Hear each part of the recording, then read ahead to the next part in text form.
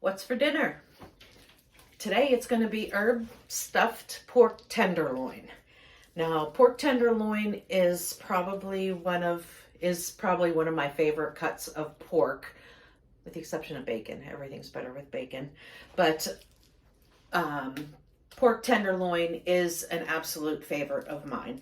And a lot of people are intimidated by pork tenderloins, but I'm going to show you there's no reason to be intimidated by it all. It's a very, very simple cut of meat to cook with, and it is delicious.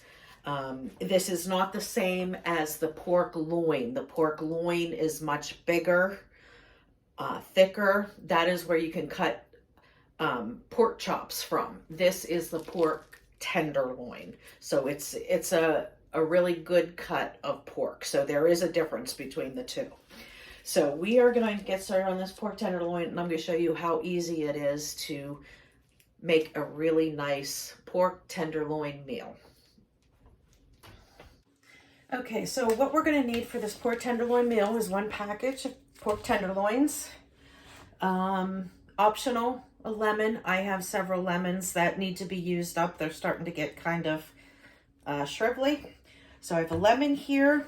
I just cut some fresh rosemary from outside. You don't need it. I just use it because I have it. And it makes it easy to stuff in there, and then I can pull it out whenever it's time to eat. So I got 2 of rosemary. I got my Italian seasoning blend. I've got garlic powder, salt, pepper, and I have cilantro here that I will probably use. And in here, this is one of my favorite ingredients. This is my own homemade herb butter, which I will share a video on making this because I am getting very low. So I will have to make this pretty soon. But this is the main ingredient with this pork tenderloin. Now, you don't need this. I have it, so that's what I use it for. If you don't have herb butter, all you need to do is just, whenever I'm putting this herb butter on, you would just put regular butter on, and then you would just make sure that you do really good with whatever seasonings that you like. In my herb butter, I have fresh basil, parsley, and there's probably some fresh dill in there. Basil, parsley, and oregano. That's pretty much what's in there. Just pretty much like this Italian blend here. But I'll use this on the inside, and then I'll sprinkle this on the outside. But like I said, if you don't have this, just use regular butter and then use the herbs that you enjoy. So, well, I'm going to put some gloves on so I don't have to worry about getting my fingers all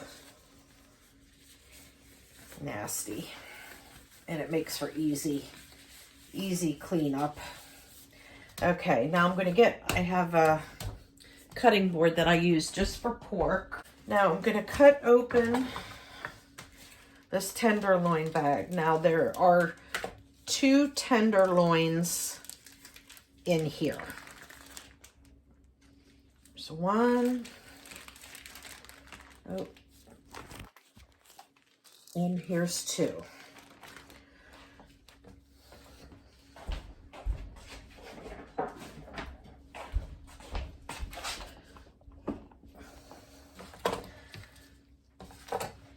Okay, now I always cook both of these tenderloins, whether they're all eaten or not. It could be leftovers, or you can stick it in the freezer and save it for another meal. But since I have to thaw it out from the freezer anyway, I don't want to refreeze raw meat. So I'm going to cook both of them. And if we don't use them for leftovers, which we probably will, because we will eat a whole tenderloin for dinner. And then perhaps for this, I can turn this into like a pork tacos or pork carnitas or something like that. But for now, I'm just going to go through, get you down here. I'm going to peel off or cut off any of the fat or the silver skin that is on here. Take these long ways, and I'm going to slice it down the middle. So I'm going to kind of like butterfly it, open it up and flatten it. So I'm going to use my knife here. You start at one end. You just don't go the whole way through. Just go close to the bottom.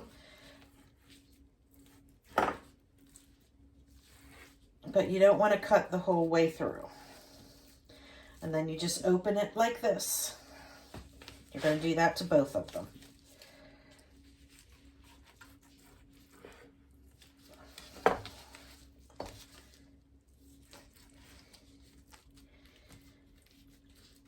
Okay. There you go. Now I'm going to use my herb butter. Now this is where you would just use your regular butter. Now I had this sitting out, so it's nice and soft, so it's going to be really nice and easy to spread. So I'm just going to split this in half and put half on each one. And then I'm just going to spread it out throughout the whole tenderloin. Okay.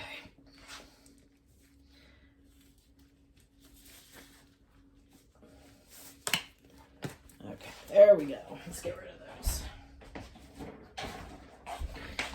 All right, there's a little bit left in here, so I'm just going to get this out with a knife and put it right here. All right, then the next thing I'm going to do, I'm going to take this garlic powder. We love lots of garlic. So I'm just going to take a spoonful here and just sprinkle it in the inside with the herb butter.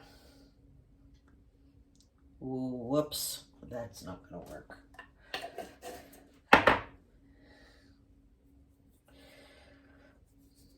Okay.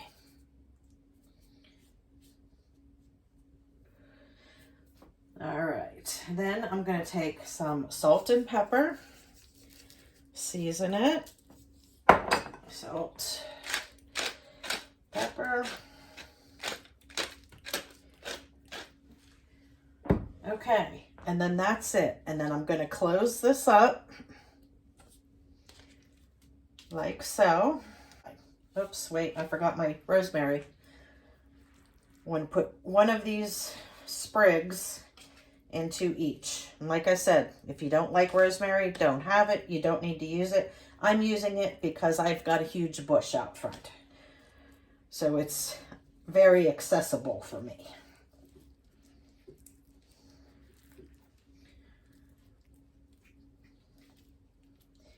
Okay. Now I'm going to take my lemon here. I don't break things. I'm going to cut this.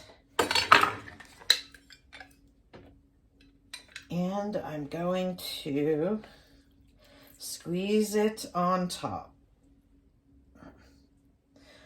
And you don't have to do this, really. I'm just doing it because I like the freshness of citrus on meats.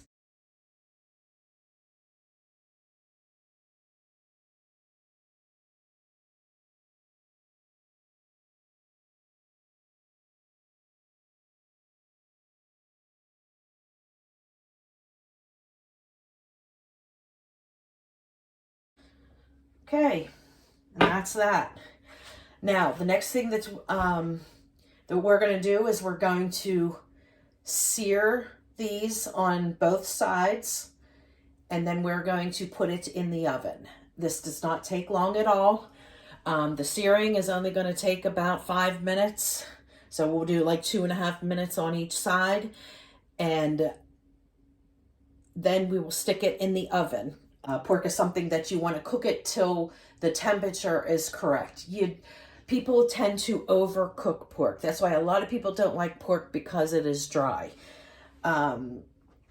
Just because pork is a little pink in the middle does not mean that it is not cooked. Some pork is very, very pink, like your pork tenderloin, some pork chops. It does not mean that it's raw. If you cook it to the correct temperature, then you know that it is cooked through and it is safe to eat.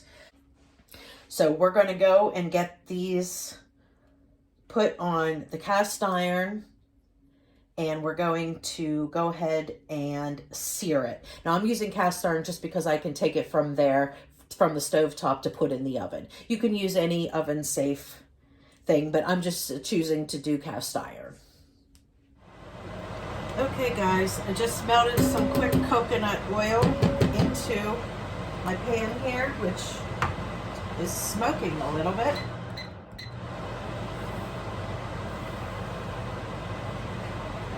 Now we are going to add in my tenderloins. Once you sear them on both sides.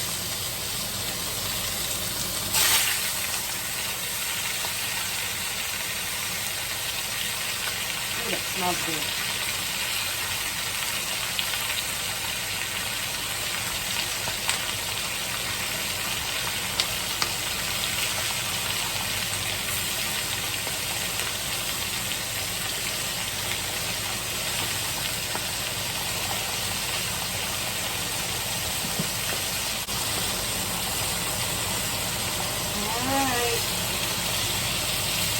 Give it a little turn here.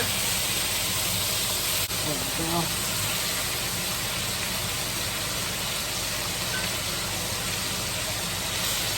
All right.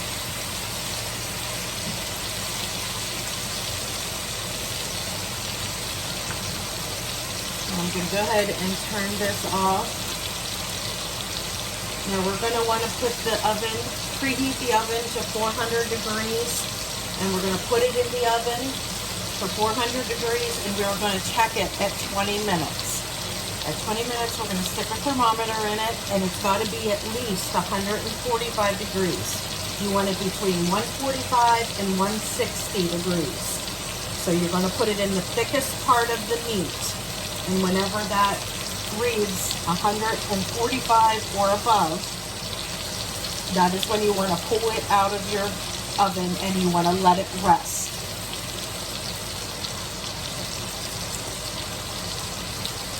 This is bourguignon with garlic and fine herbs, and it comes in a little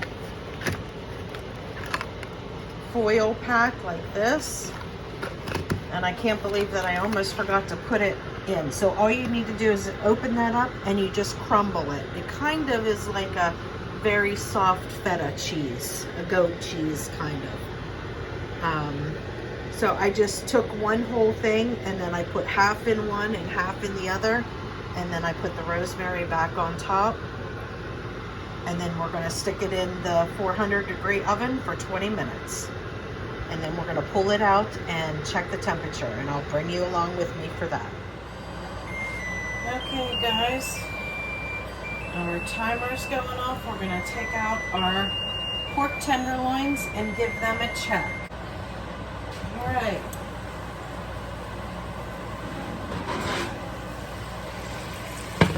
Go, nice and bubbly. Now I'm going to take my thermometer here, and I'm going to find the thickest part of the meat, and I'm going to put it in there.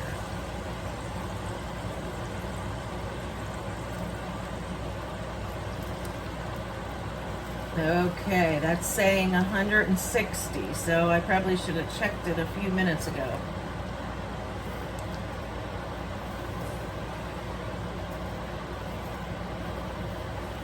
Okay, yep, these are both actually done.